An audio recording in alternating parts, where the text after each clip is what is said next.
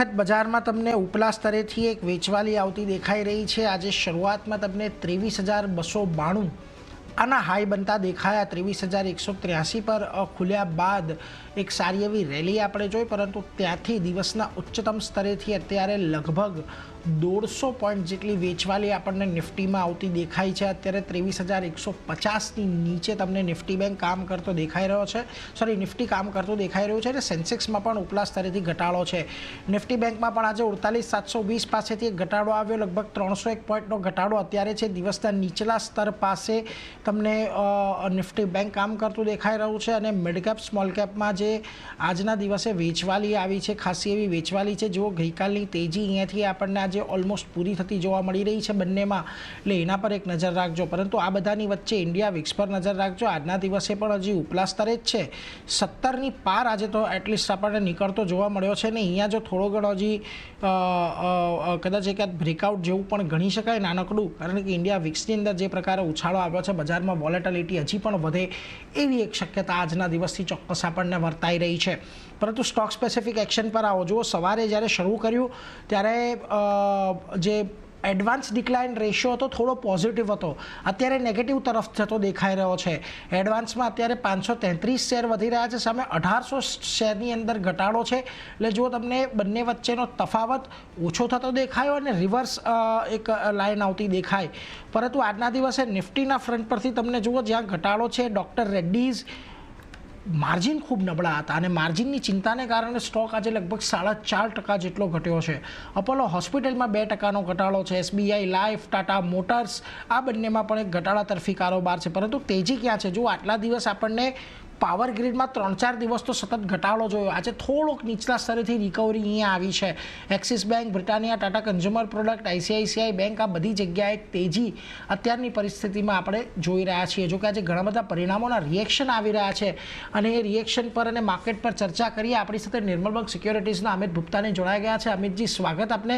સૌથી પહેલાં તો ગણતંત્ર દિવસથી આપણે થોડી એડવાન્સમાં શુભેચ્છાઓ। રવિવારના દિવસે આપણે 26મી જાન્યુઆરીએ ઉજવશું, પરંતુ ઓવરઓલ આજે આ સપ્તાહનો છેલ્લો દિવસ છે। જો બજારની અંદર આપણે ફરી પાછી એ જ રેન્જની અંદર ફસાયેલા છે, 2 દિવસ સારી તેજી જોવા મળી, પરંતુ આજે ફરી પાછું બજાર 23,200ની નીચે આવી ગયું છે। એટલે વીકલી ચાર્ટ પર પણ થોડું અત્યારે 2-3 અઠવાડિયાથી આપણે જોઈએ છીએ તો એક જ રેન્જની અંદર બજાર અત્યારે કેદ થયેલું છે।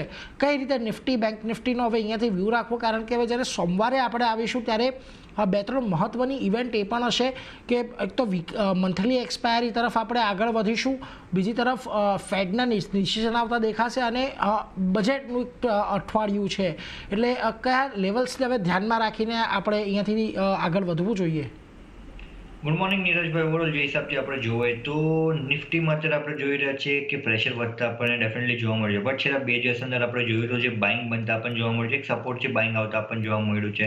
23,000ના લેવલ પર આપણે જોશું તો સારો સપોર્ટ બનેલો છે, જે આપણે જોશું તો પુટ રાઇટર્સની પોઝિશન સારી બનેલી છે। 23,000નો લેવલ બ્રેક થાય છે, એના નીચે અગર માર્કેટ થોડોક ટાઈમ બી રહી જાય છે, આ ક્લોઝિંગ આપે છે તો લિક્વિડેશન આપણને જોવા મળી શકે છે। બટ જે હિસાબથી છેલ્લા 2 દિવસ અંદર સેટઅપ બનતા આપણને જોવા મળ્યું છે, એ હિસાબથી લાગે છે માર્કેટમાં થોડીક એવી સ્ટેન્ડ ડાઉનસાઇડના લેવલથી બની શકે છે। બાઇંગ માટે અપસાઇડમાં 23,300 થી 23,500ના રેન્જમાં નિફ્ટી જતા આપણને જોવા મળી શકે છે। અપસાઇડમાં જે હિસાબથી આપણે જોયા તો ગઈકાલના સેશનમાં જે હિસાબથી નિફ્ટી એક હોલ્ડ રાખી રહી છે અપસાઇડના લેવલ્સ પર પોઝિશન, એ હિસાબથી આપણે જોયું તો એના લીધે જે કોલ રાઇટર્સની પોઝિશન હતી 23,100 થી 23,500ના રેન્જમાં સારી એવી લિક્વિડેશન થતા આપણને જોવા મળી છે, જેના લીધે મને લાગે છે આજના દિવસમાં ઇન્ટ્રાડે ફ્રન્ટ પર એક બાઇંગ પાછો આપણને માર્કેટમાં જોવા મળી શકે છે। 23,000નો મેજર સપોર્ટ છે, એ સપોર્ટથી લોંગની પોઝિશન હોલ્ડ રાખવી જોઈએ અને નવી લોંગની પોઝિશન બી 23,000ના સ્ટોપ લોસથી ક્રિએટ કરી શકાય। સામે એક જ કન્સર્ન પોઈન્ટ બને છે, એ છે ઇન્ડિયા વિક્સ। ઇન્ડિયા વિક્સ આપણે જોઈ રહ્યા છીએ અત્યારે 17.5ના પોઈન્ટ પર ચાલતા આપણને જોવા મળે છે। ઇન્ડિયા વિક્સ મને લાગે છે અપસાઇડમાં સ્ટ્રેચ થવા માટે 20.5 થી 21 સુધીના રેન્જમાં જતા આપણને જોવા મળી શકે છે। એકવાર ઇન્ડિયા વિક્સ ડાઉનસાઇડમાં 15 થી 13ના રેન્જમાં આવે છે, ત્યારબાદ જ માર્કેટ સ્ટેબલ થઈ શકે છે। જ્યાં સુધી 15 થી 13ના રેન્જમાં ડાઉનસાઇડમાં આવતું નથી, ત્યાં સુધી ફ્લક્ચ્યુએશન અને વોલેટિલિટી માર્કેટમાં હેવી રહેતા આપણને જોવા મળશે। સો કરંટ સિનારીઓથી મને લાગે છે જે હિસાબથી આપણે જોઈએ છે, જે હિસાબથી સપોર્ટ્સ અને ડેટા પોઈન્ટ બનતા આપણને જોવા મળે છે, એ હિસાબથી લાગે છે 23,000નો સ્ટોપ લોસથી લોંગની પોઝિશન હોલ્ડ રાખી રાખો અને નવી લોંગની પોઝિશન બી ક્રિએટ કરવી હોય 23,000ના સ્ટોપ લોસથી ઇન્ટ્રાડે ફ્રન્ટ પર ક્રિએટ કરી શકાય। અપસાઇડમાં 23,300 થી 350ના ટાર્ગેટ્સ માટે। 23,300થી 23,350ના ટાર્ગેટ માટે ઇન્ટ્રાડે ફ્રન્ટ પરથી એક રિકવરી આવવાની અપેક્ષા છે, એટલે 23,000ના સ્ટોપ લોસ સાથે તમે નિફ્ટીની અંદર એક પોઝિશન ક્રિએટ કરી શકો છો. અને ખાસ ધ્યાન અહીંયા વચ્ચે તમારે રાખવાનું છે ઇન્ડિયા વિક્સ પર, એટલે એના પર એક નજર ચોક્કસથી રાખતા રહેજો. પરંતુ આજના દિવસે જુઓ આપણને ઘણી બધી જગ્યાએ રિઝલ્ટના રિએક્શન આવતા દેખાઈ રહ્યા છે. એમાંથી એક કાઉન્ટર જ્યાં પોઝિટિવ રિએક્શન છે, માઇલ્ડ પોઝિટિવ છે, પરંતુ લોંગ બિલ્ડઅપ થોડા ઘણા જોવા મળી રહ્યા છે આઈએક્સના કાઉન્ટર પર, ઇન્ડિયન એનર્જી એક્સચેન્જ. જો અમિતજી, એ 4 દિવસનો ઘટાડો હતો, 4 દિવસના ઘટાડા બાદ આજે અહીંયા ગેપઅપ ઓપનિંગ આવ્યું, પરંતુ ફરી પાછો 20 દિવસની મૂવિંગ એવરેજથી થોડું રેઝિસ્ટન્સ આજે ફેસ કરી રહ્યો છે કાઉન્ટર. અને આપણે જોઈએ તો ઓલમોસ્ટ ડિસેમ્બર મહિનાથી 19 ડિસેમ્બર બાદ આ કાઉન્ટર 20 દિવસની મૂવિંગ એવરેજને સરપાસ નથી કરી શક્યો. લાગે છે અહીંયા ભલે આજના દિવસે થોડો ઘણો ઉછાળો આવ્યો, પરંતુ જે છેલ્લા 3-4 દિવસનો કારોબાર હતો એ જ પ્રમાણે થોડો હજુ ઘટાડો અહીંયાથી આગળ વધતો જોવા મળે આવનારા સમયમાં. કઈ રીતે તમે આઈએક્સને જોઈ રહ્યા છો? તો ઓવરઓલ અત્યારે આપણે જોઈએ તો ડબલ બોટમ બનાવતા આપણને જોવા મળી જાય કાઉન્ટર ડાઉન સાઈડમાં 160ના લેવલ પર, જ્યાંથી આપણે જોઈ રહ્યા છે એના લીધે આપણને એક પુલબેક બનતા આપણને જોવા મળે છે.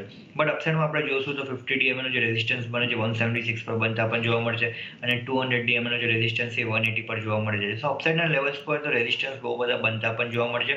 જ્યાં સુધી 180 નો ક્લિયરન્સ નથી મળતો ત્યાં સુધી એવું કોઈ એગ્રેસિવ બાઇંગ આપણને જોવા નહીં મળે. બટ એક 2 થી 3 દિવસના વ્યૂના હિસાબથી લેવો હોય લોંગની પોઝિશન, તો હું કહીશ કે લોંગની પોઝિશન ક્રિએટ કરી શકાય. 167નો સ્ટોપ લોસ રહેશે, અપસાઇડમાં 175નો પહેલો ટાર્ગેટ, 180નો બીજો ટાર્ગેટ રહેશે. એટલે જુઓ 180નો પહેલો ટાર્ગેટ છે અહીંયાથી, એટલે એના પર ધ્યાન રાખજો. ઘટાડે અત્યારે ખરીદદારી કરવાની સલાહ તમને આઈએક્સ પર બનતી દેખાઈ રહી છે.